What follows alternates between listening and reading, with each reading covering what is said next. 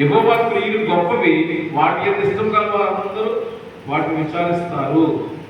ఆయన యొక్క కార్యము మహిమా ప్రభావం గలది, ఆయన నీతి నిత్యం నిలకడగా ఉంటుంది. ఆయన ఆశ్చర్య కార్యము జ్ఞాపకార్థంగా సూచనను నియమించి ఉన్నాడు. దేవుడికి స్తోత్రం కాదు. అందుకు యెహోవాను స్తుతించాలి. ఆయన క్రియలు గొప్పవి, ఆయన చేసిన కార్యాలు గొప్పవి, ఆయన అనుగ్రహించినటువంటి సమస్తము చూస్తుండగా దేవుడి యొక్క మహిమను కనపడాలంటే ఆయన సృష్టించబడిన వస్తువులను తేటగా చూచుట వలన దేవుడి యొక్క మహిమను మనం చూడగలుగుతాం. దేవుడికి స్తోత్రం కలుగుతాం. ఒకసారి మనం చూడగలిగితే ఆకాశం ఏంటి, దానిపై ఆకాశం ఉండడం ఏంటి, గాలి ఏంటి, పర్వతాలు ఏంటి, ఒక దగ్గర పచ్చగా ఉండడం ఏంటి, ఒక దగ్గర ఎడాలేంటి, ఒక దగ్గర లోయలు ఏంటి, ఇవన్నీ ఎవరు కలుగు చేశారు. తన పూలతో తన మానవుడికి వివేచన జ్ఞానం ఇచ్చి మాట్లాడే కృపనిచ్చి ఇవన్నీ కూడా దేవుడు మానవుడికి ప్రత్యేకమైన దేవరాశులు ప్రత్యేకత కలిగించడం ఏంటి, మిగతా జంతువులు ఒకలా ఉండడం ఏంటి, మానవుడు కూడా అదే రెండు చేతులుగా మాట్లాడడానికి, ఈ బట్టలు ధరించుకోవడానికి, నాగరిక సమాజంలో జీవించడానికి ఏంటి యొక్క విశేషమైన కార్యాలు అని మనం ఆలోచిస్తున్నంతా దేవుడి యొక్క సృష్టి. దేవుడికి స్తోత్రం కలుగుతుంది. ఆ విధమైనటువంటి కార్యాలను బట్టి, అంతేకాకుండా మన ఎడల ఆయన చేసినటువంటి ఆశ్చర్య కార్యాలు, మన ఎడల ఆయన చేసిన అద్భుతమైన కార్యాలను బట్టి ఆయనకు స్తుతి చెల్లించడము, ఇది ఒప్పిదం. దేవుడిని స్తుతించడము ఒప్పిదం. నువ్వు స్తుతించినా స్తుతించకపోయినా ఇది చెయ్యాలి, శాసనం. యెహోవాను స్తుతించడం ఒప్పిదము. నోరు తెరిచి స్తుతిస్తావో స్తుతించడం మానేస్తావో అది నీ వ్యక్తిగతం, కానీ స్తుతించాలి అనేది ఒక శాసనం అంతే.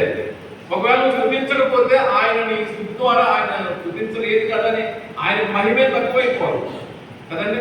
ఎవరన్నా మీరు స్తుతించకపోతే వాళ్ళు నన్ను గురించి కేకలు వేస్తారు అదనమాట. ఇప్పుడు కూడా ఆయన మహిమ తక్కువ అవ్వదు, ఆయన యొక్క ఘనత తక్కువ అవ్వదు, కానీ వాటి స్థుతుల ద్వారా కాకుండా మీ స్థుతుల ద్వారా ఇంకా మహిమ పంచబడాలని ఆయన మీకు ఈ జ్ఞానం ఇచ్చారు. దేవుడికి స్తోత్రం కలుగుతుంది. కాబట్టి దాన్ని మనం ఉపయోగించుకొని మనం స్థుతించగలిగితే పర్వాలేదు. లేదంటే నదులు చప్పట్లు కొడుతున్నాయి, సముద్రపు అలలు కరుడును ఎగురుతూ నాట్యం చేస్తున్నాయి, గురుపోతు పిల్లలు కొండలారా గురుపోతులు వలె గంతులు వేయటం మీకు ఏమి సంభవించిందంటే కొండలు కూడా గంతులు వేసి ఆరాధిస్తూ ఉన్నాయి. కానీ ఆయన ఎవరి స్థుతులు కోరుకుంటున్నాడంటే పరిశుద్ధమైన సంఘం యొక్క స్థుతులను ఆశీర్వాదంగా చేసుకోవాలని కోరుకుంటాడు. దేవుడికి స్తోత్రం కలుగుతుంది. హల్లెలూయా. కాబట్టి ఆయన క్రియలను బట్టి, ఆయన కార్యములను బట్టి ఆయన్ని ఘనపరచడం మంచిది.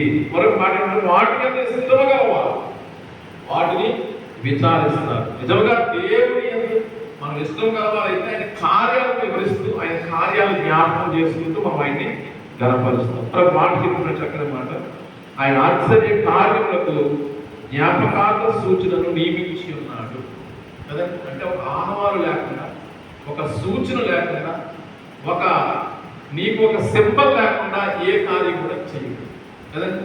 మిగతా విషయాల్లో ఒకలా ఉంటే దేవుడు మన పట్ల చేసిన విషయాలు మరొకలా ఉంటాయి. ఆయన చేసాడంటే దాంట్లో ఆనవాలు ఉంచుతాడు. దేవుడికి స్తోత్రం కలుగుతుంది. హల్లెలూయా. ఇశ్రాయేలీయులు యోర్దానును దాటి బయటకు వచ్చినప్పుడు దేవుడు ఏమన్నాడంటే 12 గోత్రాల వారు 12 రాళ్ళు మోసుకొని రండి అన్నాడు. 12 రాళ్ళు మోసుకొని వచ్చి అక్కడ నిలబెట్టమన్నాడు. ఎందుకు నిలబెట్టమన్నాడు అంటే దేవుడిని యెహోవా ఇశ్రాయేలీయుల పట్ల గొప్ప కార్యాలు చేశాడు. వారి యోర్దాను ఒడిగా ఉన్న యోర్దాను దాటడానికి దేవుడు పంపించాడు. దానికి రాబోయే తరాలకు ఒక జ్ఞాపకార్థంగా ఈ రాళ్ళు అక్కడ నిలబెట్టాడు. దేవుడికి స్తోత్రం. అంటే ఒక సూచన లాగా ఇచ్చాడు. ఆయన వచ్చినప్పుడు ఆనవాళ్ళు వచ్చాయి, మనం చెప్పాం కదా. ఆయన రాబోతున్నప్పుడు ఆనవాళ్ళు ఉన్నాయి. నీ పట్ల నా పట్ల కార్యాలు చేసిన ఒక ఆనవాళ్ళు, ఆ ఆనవాళ్ళే సంఘానికి ఇచ్చినట్టు ఒక భాగ్యం, సాక్ష్యం. దేవుడికి స్తోత్రం కలిగింది.